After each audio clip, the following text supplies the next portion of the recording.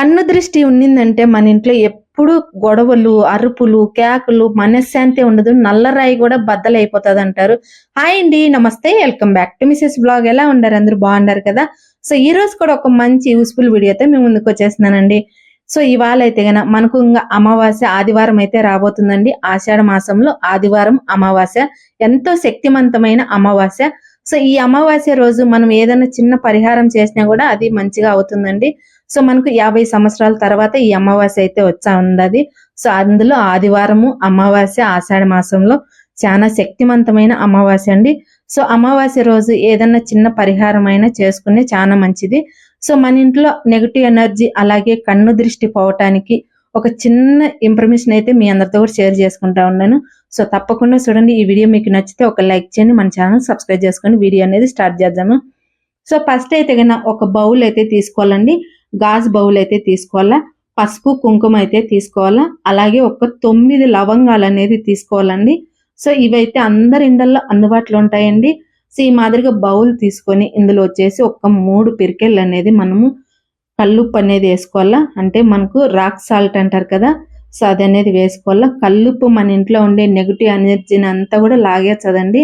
So మనకి ఇంట్లోకి కన్ను దృష్టి ఎలా పడుతుందంటే, సో మనం బాగుంటే కొంతమందికి నచ్చదు కదా, ఓయమ్మ వీళ్ళు బాగున్నారు, వీళ్ళకేమి రోజు కూడా ఫంక్షన్లు చేసుకుంటారు, రోజు వీళ్ళ ఇంటికి గెస్ట్లు వచ్చారు, వీళ్ళు ప్రాపర్టీ కొన్నారు, వీళ్ళు బంగారు కొన్నారు అని అనుకుంటా ఉంటారు. వాళ్ళు ఎక్కువ ఈ మాదిరిగా అనుకుంటా ఉంటేనే మనకు కన్ను దృష్టి అనేది పడుతుందండి. మనం బాగుండేది జనాలకైతే కొంతమందికి అయితే నచ్చదు కదా. సో మనం బాగుండి బాగా మంచి గుడ్డలు వేసుకొని బాగా తిరుగుతా అంటే ఓరవలేని వాళ్ళు ఉంటారు.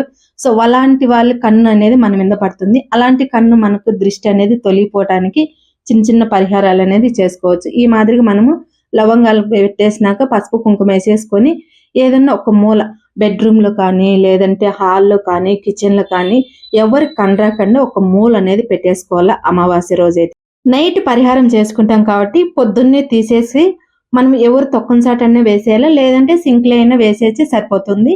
సో ఈ మాదిరిగా అయితే మనకు నరదిష్టి పోవటానికి అలాగే నెగిటివ్ ఎనర్జీ పోవటానికండి. సెకండ్, సో ఇదే మాదిరిగా మీరు అమావాస్యకు పున్నానికి మంగళవారం శుక్రవారం అనేది ఇదే మాదిరిగా చేసుకొని మళ్ళీ మరుసటి రోజు ఆ ఉప్పు అనేది సింక్ లో లేదంటే ఎక్కడన్నా ఎవరు తొక్కని చాట అనేది వేసుకోండి. సో ఫస్ట్ మనము నరదిష్టి పోవడానికి అయితే చేసినాం కదా. సెకండ్ ఇది వచ్చేసి మన ఇంట్లో ఎప్పుడు లక్ష్మీదేవి ఉండేలా మనం ఏం చేయాలంటే ఈ మాదిరిగా ఎర్ర క్లాత్ అనేది ఒకటి తీసుకోవాలండి, చిన్నది. సో ఎర్ర క్లాత్ తీసుకొని 3 యాలకులు తీసుకొని 2 పచ్చకర్పూరం బిళ్ళలు అనేది వేసుకోవాలా.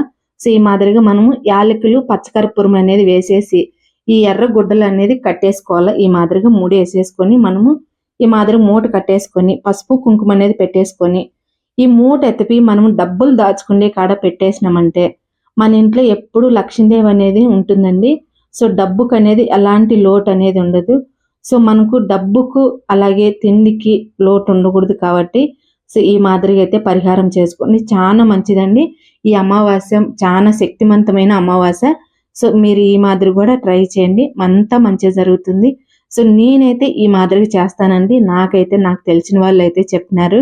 సో ఆ ఆంటీ చెప్పిన వాళ్ళ నుంచి నేను ఇదే మాదిరిగా చేస్తాను. అమావాస్యకు లేదంటే శుక్రవారం కానీ లేదంటే మంగళవారం కానీ పున్నానికి కానీ ఈ మాదిరిగా అయితే చేస్తాను.